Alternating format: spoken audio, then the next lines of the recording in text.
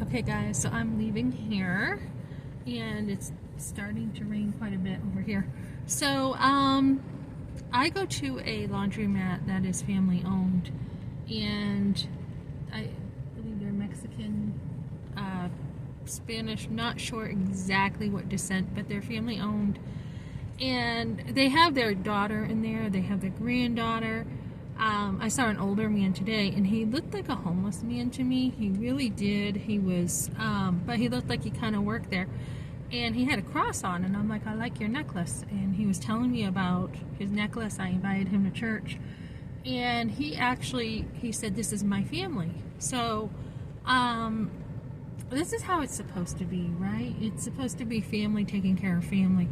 And, so this man looks like, his family's taking very good care of him, despite, it looks like maybe he, there's just something that looks, like he probably is homeless. I'm not sure what it is, and maybe he could be, who knows. He kind of looked like he was working there too, but I was just thinking the whole situation. I'm like, look at this cute little girl that God gave him. He was very proud of his little great-granddaughter.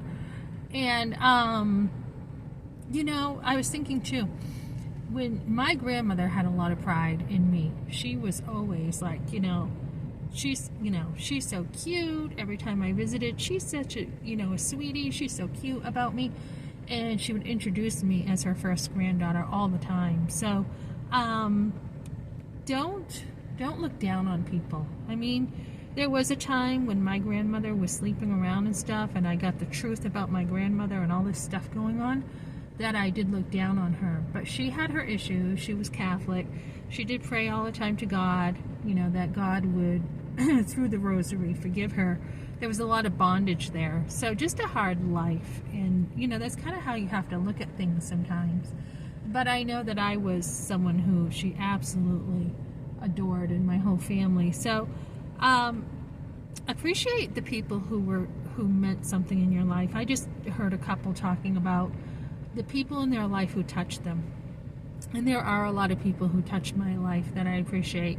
I was thinking back, and I was like, yeah, when I was like at the bow and arrow shoots, every single weekend, it was just a tradition of what we did.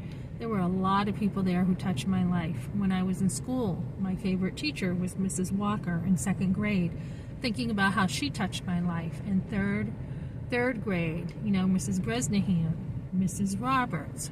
Fourth grade, Mrs. Curtis. Fifth grade, there was Sidway, there was Fostiera, there was Mrs. Wright, there was Boynton, there was Mrs. Rowe, which my husband and I didn't really enjoy her teaching, but Potozak, and on it goes. And high school, Mr. Pottis, and when you are busy living your life later on in life, sometimes you forget the people who really reached out and touched your life. We had family friends over, that we went over to their house. We were always busy. The Champagnes in Pembroke, the Bodwins,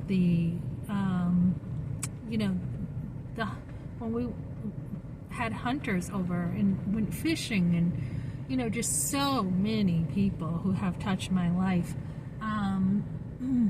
So remember those people. Remember them, and remember what they added to your life.